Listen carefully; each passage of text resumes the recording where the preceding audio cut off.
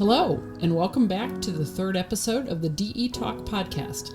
My name is Candy Chambers, and I'm with Direct Employers. Today, we have two of our own employees on the podcast to discuss two topics that are very important to our organization. Jen Pulser will be addressing compliance from the Direct Employers side, and Ruth Toombs from Recruit Rooster will talk to us about web accessibility and making the digital world more accessible to people with disabilities. Compliance and web accessibility both make the world a better place for all people, and we're so lucky to have two experts on the show to help us learn more. And now I'll hand it off to Jen Pulser. Jen? Thank you, Candy, and hello, everybody. We're super excited to be here today talking to you about some topics that are very near and dear to both Ruth and my heart. But first of all, my name is Jennifer Pulser, and I am the VP of Learning and Development here at Direct Employers. I've been on board for a couple years now. Prior to that, I was a member. Ruth, I'll let you introduce yourself. Thank you so much, Jen. And I might like to say that you have a wonderful radio voice. Just going to point that out. You do too, darling. Thank you so much. So my name is Ruth Toombs, and I'm a key account executive here at Recruit Rooster by Direct Employers. I've actually been with the organization for over 5 years. I'm really passionate about career site technology and definitely sharing more about the accessibility piece. We've really started pushing that area as well. So we're just going to get this started. I think we've had enough coffee, or maybe not. But to really set the stage, I want to let everybody know, our listeners, we're coming at this from two angles. So mine is going to be from a career site accessibility standpoint. And my side of the house, which is super exciting, OFCCP career site compliance. That's my jam. Woo-hoo! Alrighty, Jen, we're just going to jump into it. So share with our listeners and refresh me on what career site compliance really is. So in a quick nutshell, then we can dig into the nitty gritty. Yes, nothing like talking compliance right off the bat, huh? That's right. Well, I don't want to lose everybody in the first few minutes, so let me just summarize by saying that in my space, the world of federal contractor compliance, for a career compliant website, among a few other technical pieces that we'll talk about, basically it just provides an equal opportunity for all job seekers to apply. So if we think about this from a physical standpoint, we added curb cutouts back in the day to allow wheelchair access. And bonus, all of us that are pushing strollers or luggage benefited from these curb cutouts. But what if your website has a curb cutout or doesn't have a curb cutout? How are you offering help? So the cool thing about talking about this topic is that I get to pose the question and you get to supply some really cool answers, Ruth, because you know a lot more about that than I do. Perfect. So that said, you're up. What exactly is career site accessibility? All right, so we get to do the long techie answer. So a website, or a career site in this case, it strives to ensure that there are no barriers preventing users from having equal access to the website's information and functionality. So essentially, sites that are designed with accessibility in mind, they're going to be compatible with disability-enabled software like screen readers and enabled audio devices, and it will allow those users to continue the online navigation process with reduced obstacles. So short answer, everybody can use it. That's the goal. So we've always created our career site technology solutions with accessibility in mind. However, this year Recruit Rooster launched accessibility solutions for career sites. And I got to say it's been really eye-opening experience. Some of the frustrations and barriers to employment for somebody, let's say, that doesn't have a disability. So they don't have a link working properly, or there's an expired job. Whereas somebody with a disability utilizing this specialized software, a career site might not have the proper back-end development for them to even be able to access the jobs, let alone apply for any of the positions. And with the job search and application process, essentially it's all entirely online now. So people with disabilities need to be able to use these technologies as easily as other applicants. That's so true. I've spent so much time educating employers on OFCCP career site compliance and how best to navigate this territory. Long gone are the days of people walking into the HR office or human resource office to fill out an application and apply for a job. The world has gone virtual, baby. And, in order to be inclusive and business smart, you need to prove to job seekers with disabilities that you're cognizant of their needs and create an experience that is truly accessible to all. Oh, absolutely. So, our entire team here has spent many hours undergoing training and additional education. We want to make sure that we're experts in this realm. We really wanted to understand the limitations that individuals with disabilities face. so we can really properly convey to our clients, how to improve their processes and procedures and really help lower the unemployment rate for individuals with disabilities. Ooh, perfect segue into some numbers. Okay, so let's pop quiz. Whoa, it's way too early for that. True. Copy, please. Copy. All right. Well, what do you think? This is a scary statistic, but what do you think the unemployment rate is for individuals with disabilities? Okay, so that is a really tricky one. I mean, I know it's considerably higher than the national average, right? Yeah, you've got that right. We report the monthly unemployment rates in our week in review, and beginning of November in our report there, it was 6.9%, which versus the national average of 3.6%. That's nearly double. Yeah, so I really can't wait for the day when we don't have to point out such a drastic difference in those numbers. Absolutely. I mean, I hear you. And, I know that we both have family members with disabilities, so this really hits home. My mom was a preschool teacher for many, many years, and due to an injury became disabled. And within a 6-month window, she went from being able-bodied, having this full-time job she was passionate about, to literally, unfortunately, living off the system. So it was really impactful. And during all of our research and training, we really dug into the stats and information to discover that approximately 1 in 5 people in the United States have a disability, whether it's visible or it's invisible, something we have to take into account as well. That's actually 65 million people. And of course, as the baby boomer generation continues to age, that number is only going to increase. So true. It's really overwhelming to think about, and not just that aggregate number, but the vast range of disabilities. My 6-year-old nephew is on the autism spectrum, and he's nonverbal. And for me, learning to navigate this has really rocked my world. It's an entirely different experience from the experiences that my family faced with my brother, who had muscular dystrophy. And he was in a wheelchair.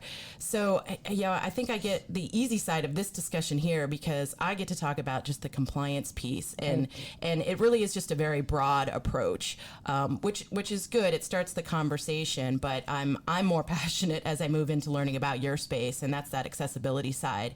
And it's, from what I can tell, it seems like it's always going to be evolving and a moving goal based on the vast range of disabilities out there. So I'll start with some of what I call the easy stuff. Perfect. Yeah, right. These would be what I've kind of pillared them as 4 major components to OFCCP compliant career site. So we've got 1 through 4. The first one is the required notices. The second one would be your accurate equal employment opportunity tagline. And then we've got an affirmative action policy statement and AAP availability, AAP meaning your affirmative action program. And then finally, what I consider to be the most important from, again, a basic humanity standpoint is number 4, your accommodation procedures. Oh, I see. Well, we know we all love it when you enlighten us with regulations. You are the regulation queen. So let's unpack those 4 components. You said number 1 is required notices. And what are those exactly? Well, I do love my regulations. In fact, for those of you who may not have seen our Direct Employers Facebook post last month, this geeky compliance girl dressed up as the actual code of federal regulations. It was fantastic. I loved it. Complete with my highlighted tabs, and even I had a barcode on my rear, so it was great stuff. I forgot about that. Anyway, okay, so I do take compliance seriously, but I like to have some fun with it. But I think if we talk about this stuff enough, and we do make light of some of these things, we can start to realize, or hopefully I can help people start to realize, that many of these regulations are forcing people to do the obvious, and that's to help level the playing field for everyone. Exactly. So for federal contractors, and I'm specifying that here today because there are lots of other laws and regulations that may apply to various organizations. So please don't think this is the end all. But this is our niche and my niche. And so the focus of the regulations that I'm going to be referring to today, I'll get technical here for just a hot second. The Executive Order 11246, VEVRA, which is our protected veterans, and then Section 503 of the Rehabilitation Act, so our individuals with disabilities. Okay, so those required notices. The first one is the Equal Employment Opportunity is the Law. This was revised in 2009. And then the second one is the supplement to that poster, which came out when the regulations were updated to include protected classes of sexual orientation and gender identity back in 2014. And then the third one that contractors need to have on their website is the Pay Transparency Notice, which came out in 2016. Okay, so I think I know I've seen the EEO is the law poster hanging in our break room. Yeah, girl. So that's the same thing, right? Except you're supposed to be utilizing that on your website as well. You are spot on. Gotcha. That's exactly Okay. right. So most employers have these posters hanging in their break rooms or maybe in the kitchen or in the HR office. And that's because these laws highlight things that are applicable to current employees as well. So that's why it needs to be visible to everybody there. But back in the day, we kind of talked about it. It was sufficient to hang these posters in HR, assuming that all job seekers would walk in and to apply. So they would be able to see the poster and read the applicable laws, like I'm sure so many people did. Right. But like I mentioned earlier, what employers need to realize is that their career sites are now like a virtual HR office. So anything that an applicant should be able to see needs to be there because they're no longer walking into your office in most cases.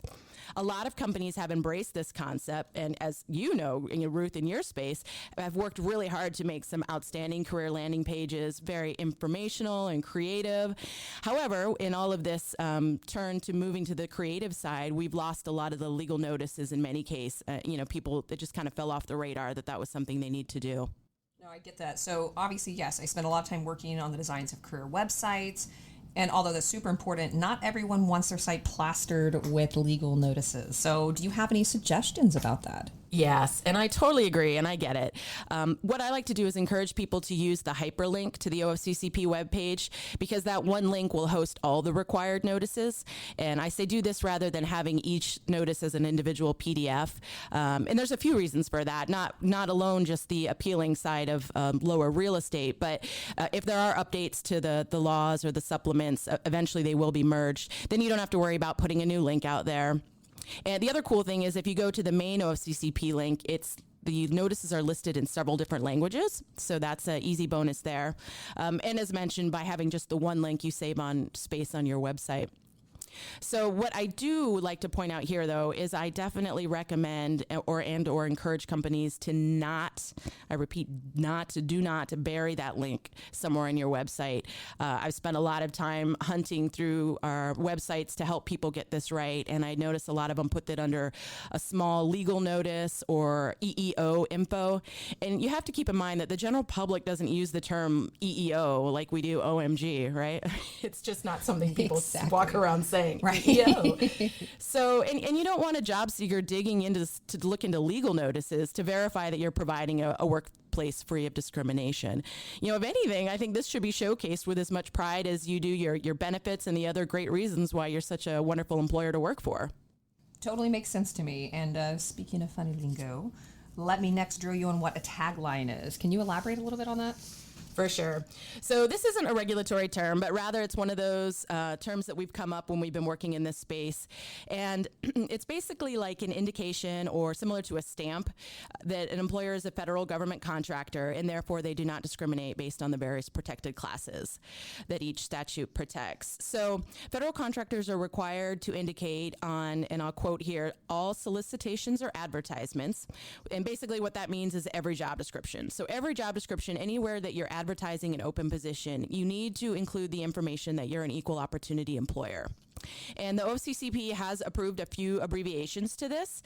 So if you don't want to list out all of the 9 protected classes among those 3 statutes, then we commonly refer to that as an EEO tagline. So what is the actual tagline then? If you're covered by all 3 regulations, the Executive Order, Section 503, and VEBRA, you would include a tagline something along the lines of EOE, standing for Equal Opportunity Employer, and then including disability and veteran.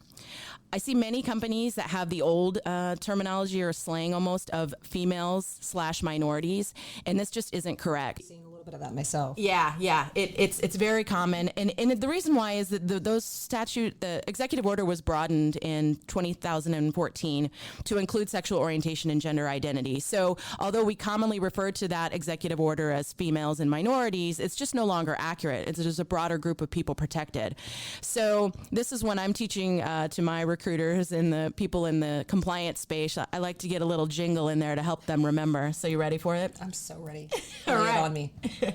So if you list all 9, you'll be fine. Or go with 3 and be scot-free. That's perfect. Nice. I can actually remember that. That's what I said. Yeah. List all 9 and you'll be fine. Or go with 3 and be scot-free.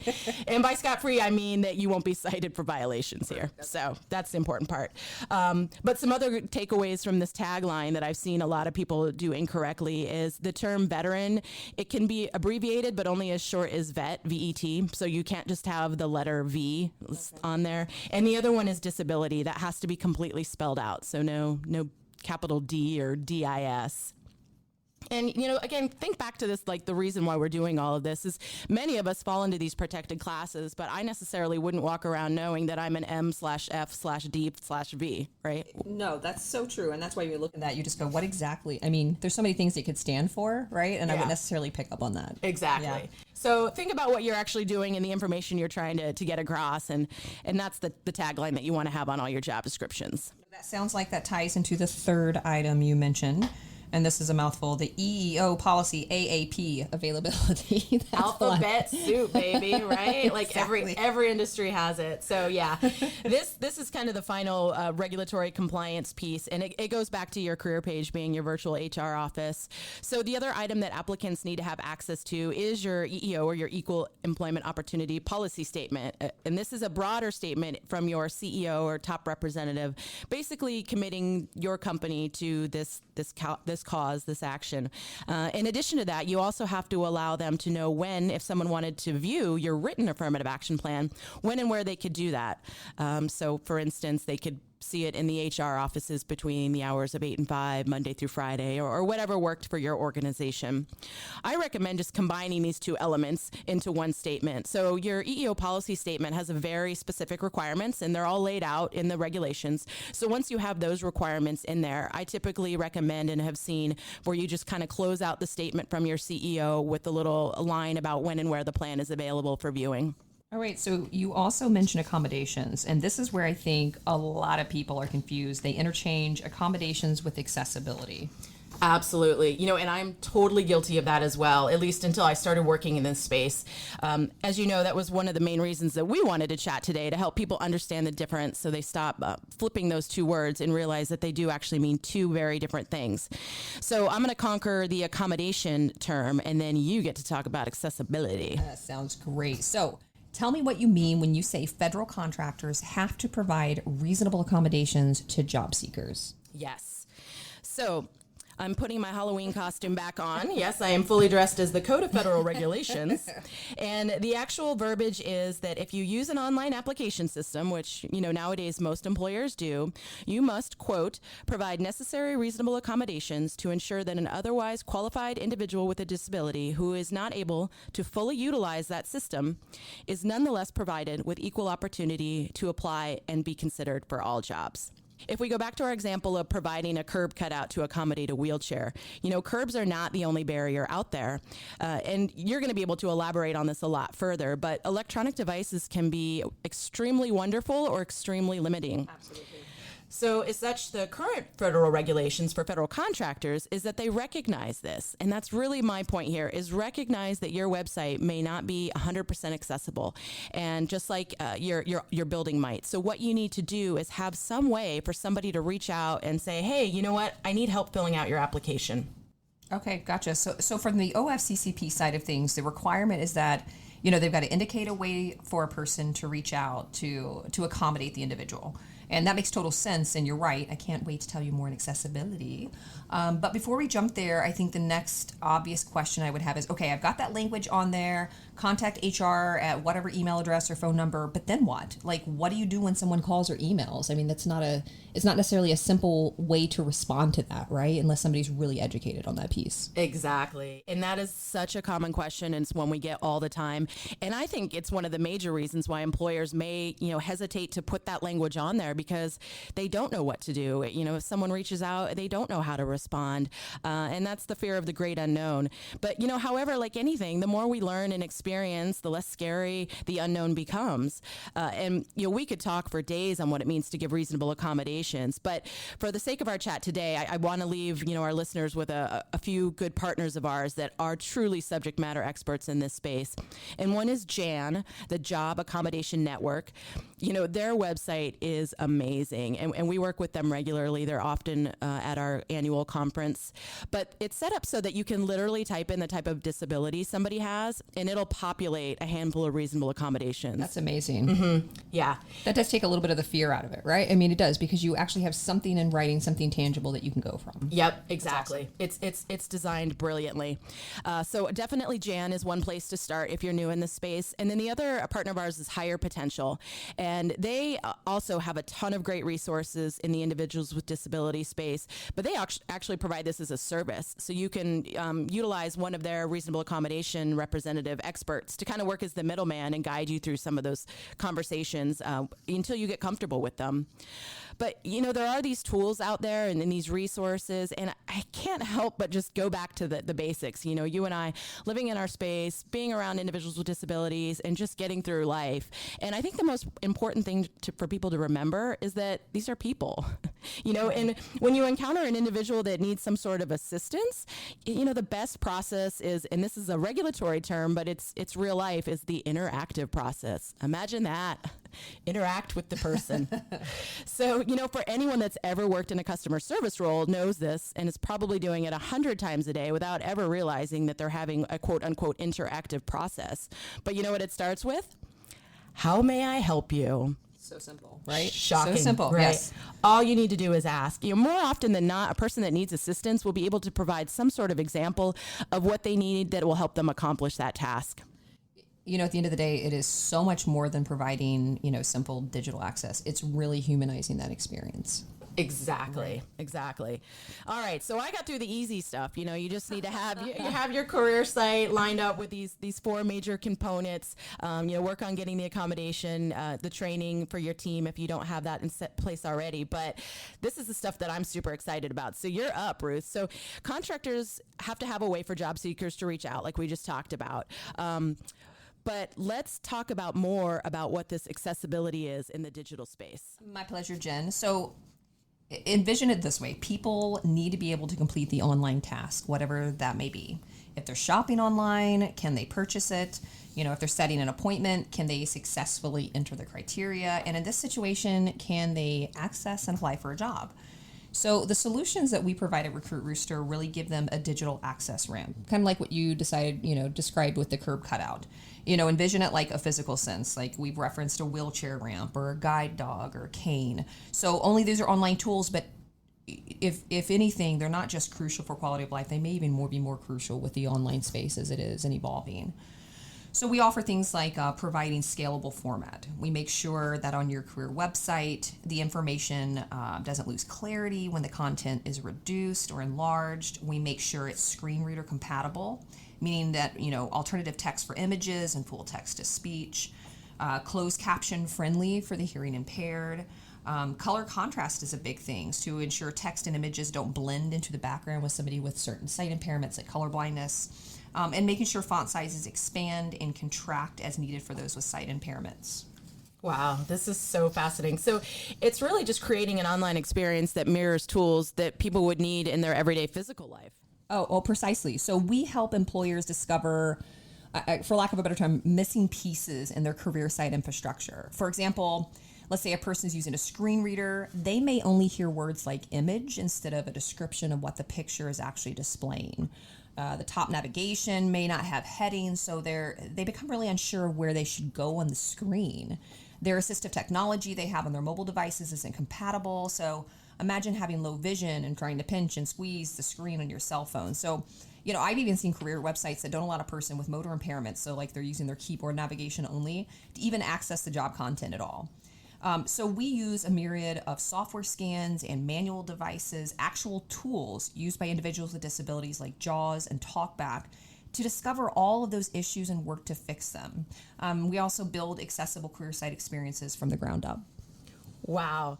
You know, it's so cool knowing that you and the Recruit Rooster team are making the difference in so many lives. I have to say, you're like super roosters.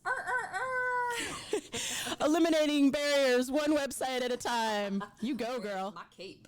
Yeah, exactly. Well, you know, last year for Halloween, in honor of the launch of Recruit Rooster here, That's right. You really take Halloween seriously. I do. Well, and I love what I do. And so I dressed up as a rooster last year, you know, and so now that you guys have taken on accessibility, I may need to bring that costume back out next year, but I am going to add a cape. Absolutely. So you guys don't have to convince me that an accessible website is plain and simple the right thing to do. I just can't even think about not wanting to reach out to this massive group of individuals, which we all may become a part of if we're not already.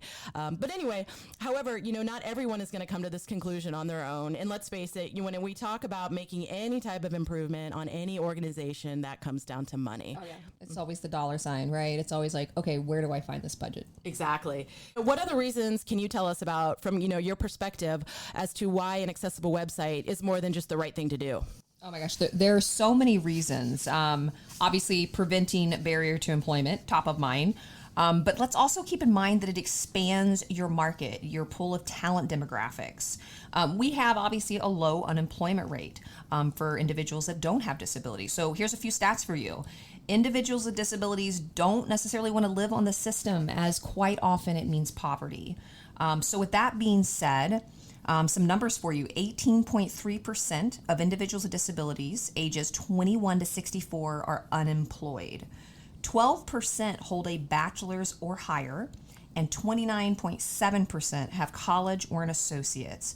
That is a huge pool many employers are missing out on. And we can talk about the almighty dollar being an issue and budget constraints, but these are talented individuals that are educated, that have the ability to come in your organization and make a difference. So definitely tapping into that untapped resource makes a lot of sense.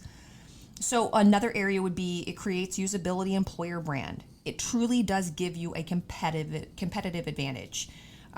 Employees, and studies show, especially millennials, care about being a part of something bigger than themselves. A company that expands on diverse culture. Another area, a lot of companies, and something I didn't think about until we really moved into the space a lot, it improves search engine optimization. Google likes to pay closer attention to websites with lots of robust content, the alt text for images, navigation descriptions, and the like. And lastly, proactive versus reactive. If you do it right the first time, it is much more cost effective. So building something with that accessibility in mind, and not everybody has that opportunity, but that's obviously going to be the most cost effective way to go about it. But there are lots of resources to ensure that your career website is accessible, even if you have to make the changes moving forward. Another area is reduces potential legal risk for discrimination. That's always a scary one, right? But, it's something to be aware of. Throughout our research, we found the number of web accessibility lawsuits to have, really exploded. It's grown exponentially since 2017.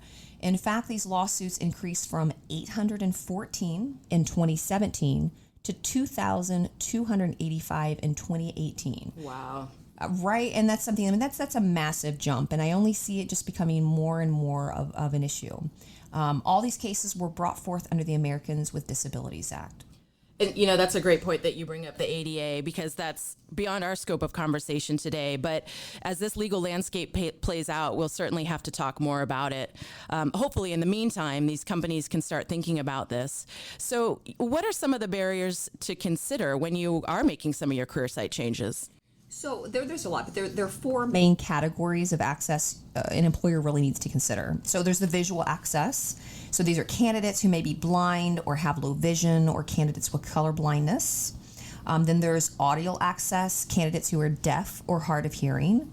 Motor ability, these are candidates who for whatever reason are unable to use a mouse and they live with limited fine motor control or slow motor response time. And then cognitive ability. This refers to candidates who may live with a range of cognitive disabilities, including learning disabilities, distractibility, impaired memory functions, and inability to focus on or retain large amounts of information. So I hear a lot of people say about this alt text. Alt text. What exactly is alt text? So when you have an image, if somebody's using a screen reader device, when they actually scroll across that image, alt text is actually going to be alternative text for the image. So it's a description of what the image is instead of just image or nothing being displayed. It might be like image of children laughing on the playground, right? So it gives them something visual even if they're not seeing it. Okay. If that makes sense. It's those acronyms. Yeah. Right. What the heck? All right. So, what are some of the trends that you're seeing in career website accessibility? So I'm definitely seeing not just the need to be digitally accessible due to the legal ramifications, but I'm seeing a desire to really create an inclusive online experience. Employees, that makes me happy to hear. That makes people me so are happy to hear. Excited about it. I think it's just becoming something that's much more showcased. I think people are becoming more aware. I think a lot of us are, and a lot of individuals, if we don't see it, it's not there. If we don't know it, we don't realize it. So people are becoming more educated on it. And employees want to be a part of organizations that are inclusive, and they're doing their part to create that space. Absolutely. Like I said, I'm probably the number one Recruit Rooster fan here. I love what you guys are doing, and I love that I get to be a part of that. It makes my heart happy. So what are some of the small steps that an employer can do to kind of correct some things on their career website if they're not looking to do a full overhaul? No, absolutely. And it can be a daunting task, right? This is a lot of information. We're trying to make it as simple and easy to understand and just helping these employers navigate all of these changes. There's a ton they can do. There are some amazing organizations that provide education, on-site training. I know that you had mentioned the Accommodation Network and even some simple software scans to, at the minimum, just get a baseline of discrepancies with your career site. I really like webaim.org as a starting point, and naturally, anybody who's listening here can chat with one of us Recruit Roosters about it too. Woohoo! The Super Roosters to the rescue. All right, Ruth. Well, thanks for all that clarity. That was a lot of information, but very interesting. So with the limited amount of time we have left, I feel like we have to do our due diligence and squash some of these ignorant myths surrounding disabilities. So how about I read a myth and you can educate our audience on what the correct information actually is. So myth number 1, disabilities occur only at birth. That is false. People can develop a disability at any point in life. Think things like cataracts or injury or hearing loss of vision. I mean, it's something that we don't necessarily, nobody wants to think about, but it can happen to any one of us. It's so true. And when I teach about this, when I'm talking compliance, I let my recruiters and such know that having a disability is a protected class that you could join in the blink of an eye, but you can also leave. We have people in remission from cancer or overcoming these disabilities. So that's why when we gather this information, I'm going to put my compliance hat back on, but for the federal contractors having to gather self-identification for individuals with disabilities, the form, if you're paying attention to it, you're not only asking if you have a disability, but you're also asking if you have had a disability. Gotcha. So as you pointed out earlier, this is a large group, and it's in fact our largest minority group. Wow. All right, so myth number 2, all deaf people can read lips. False. I mean, have you ever tried to read lips? Oh my gosh. I've attempted it. People all speak and enunciate words differently. So, it's next to impossible to really gather full sentences and follow the conversation 100%. Also, there is a phenomenal short film showcase on YouTube. It's called What It's Like to Read Lips. It's about 4 minutes. It is such an amazing inside look into what reading lips is actually like, and I urge you all to check it out. It is super cool. I definitely recommend that myself. And, I may date myself a little bit here, but there's actually a really funny Seinfeld episode about this. Hopefully somebody in the audience remembers and can giggle about it. But it does nail this point exactly, that it's super challenging to read lips. Okay, myth number 3. Certain jobs are just better suited for people with disabilities. This is a big false. So this myth really stems from the general lack of knowledge around providing reasonable accommodations. Thereby it really limits individuals with disabilities to certain jobs. When you consider the average accommodation cost a company spends, it's approximately $400 to $600. There's no solid rationale for limiting what any person can do. It's just an unintentional bias. Sometimes we just assume that an individual with a certain disability is going to only be able to perform certain tasks, and that's obviously not the case. So true, and I know we're going to talk a little bit more about that here after these myths. But, okay, myth number 4, people with disabilities have a hard time getting to work. False. right? So Uber, Lyft, public transportation, they open up the same work opportunities for individuals with disabilities as they do anybody else. And to be more self-reliant.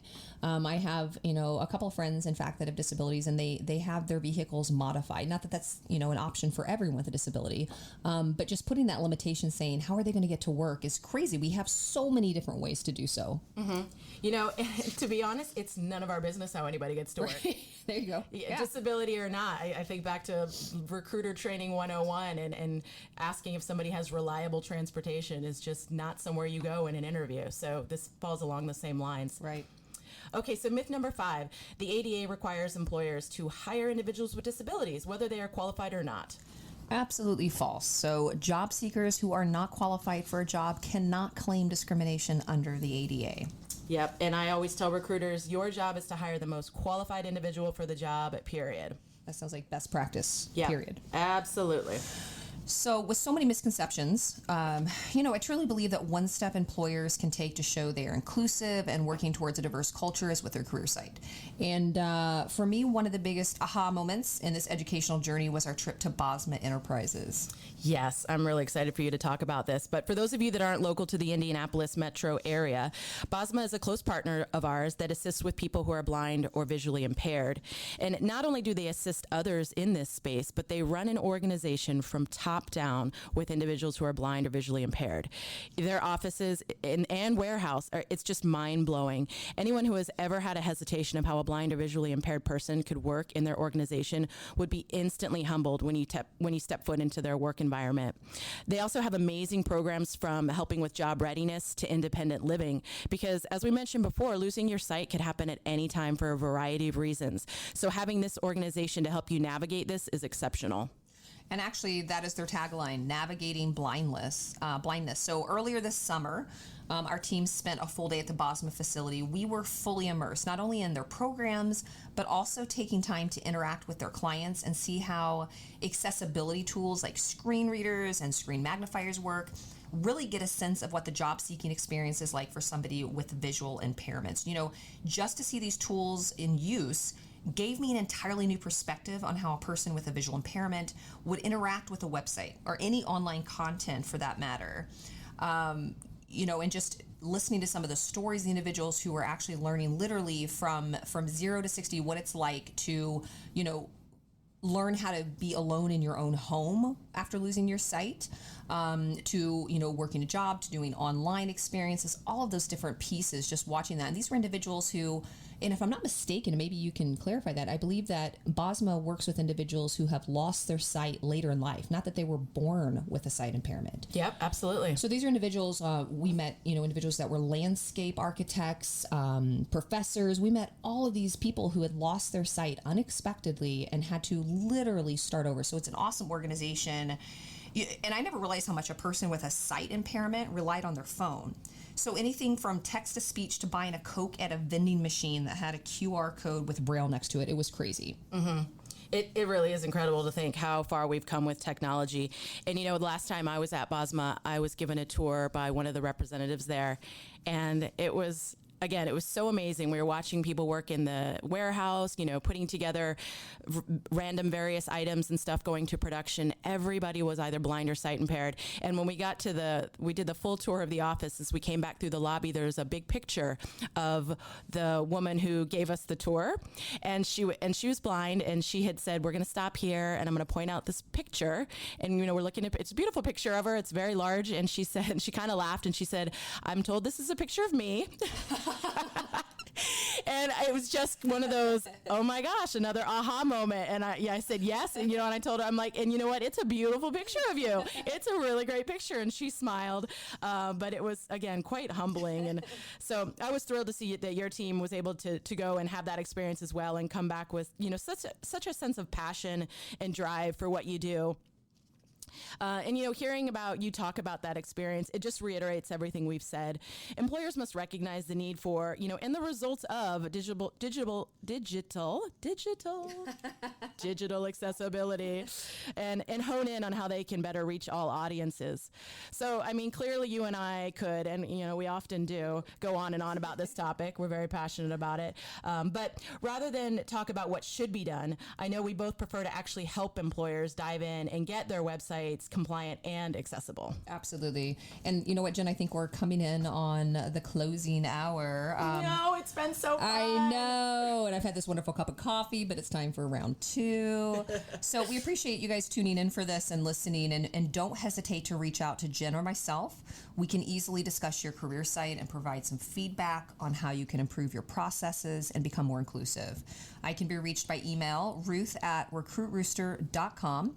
And Jen can be reached by emailing compliance@directemployers.org. So please let us help you through your accessibility journey, because you truly have the power to shift the employment outcome for individuals with disabilities and reach so many amazingly talented people by just making small adjustments along the way. Thanks so much. Awesome. Thank you, Ruth. This has been fun. It has, Jen. Thank you.